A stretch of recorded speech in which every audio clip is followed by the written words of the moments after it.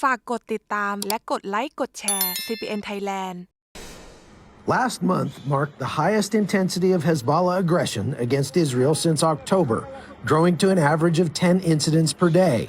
The terror organization has used various weapons to target civilian areas, forcing more than 60,000 people to evacuate their communities. One such place is Malkia Kibbutz, located right on the border. When everyone else left, Eitan Oren stayed behind to keep the farm alive. Here in Malkia, we are in normal days about 550 to 600 people in normal days. At the moment, about 15 remained, about 15. All the rest been evacuated. So this kibbutz has hundreds of acres of these beautiful cherries right here. They're ripe and ready to harvest. And believe me, I could eat these things all day long. Problem is there's nobody to harvest them because of the threat from the north, just a mile or so away. And as if farming was not difficult enough, they have to deal with this. Right here, you're looking at a crater from a mortar round that burned all the trees in the vicinity. And so the very few people that are here working on this kibbutz are just doing whatever they can to sort of triage the farm and keep it from just going fallow and all these beautiful trees being destroyed.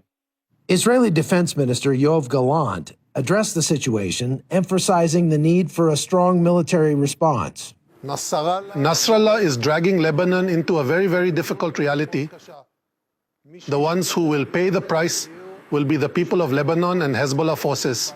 In addition to damage caused to farms and infrastructure, Hezbollah's bombardment has sparked dozens of wildfires, further straining the region's resources and putting lives at risk. And these are mortars. We're hitting that apple trees, all burned, nothing to talk about. I mean, they're alive. Next year they will be fine. But this year they're all gone, kaput.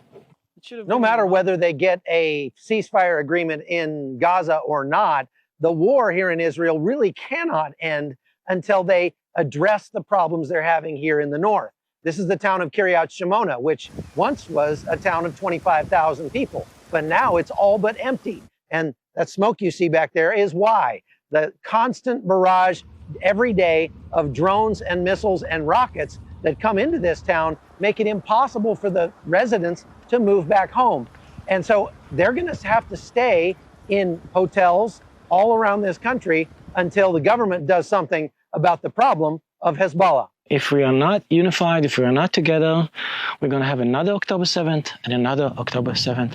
So please back up from your agenda or the right or the left, I don't care, and be together. But please, let's get the job done and have patience. From the Israel-Lebanon border, I'm Chuck Holton for CBN News.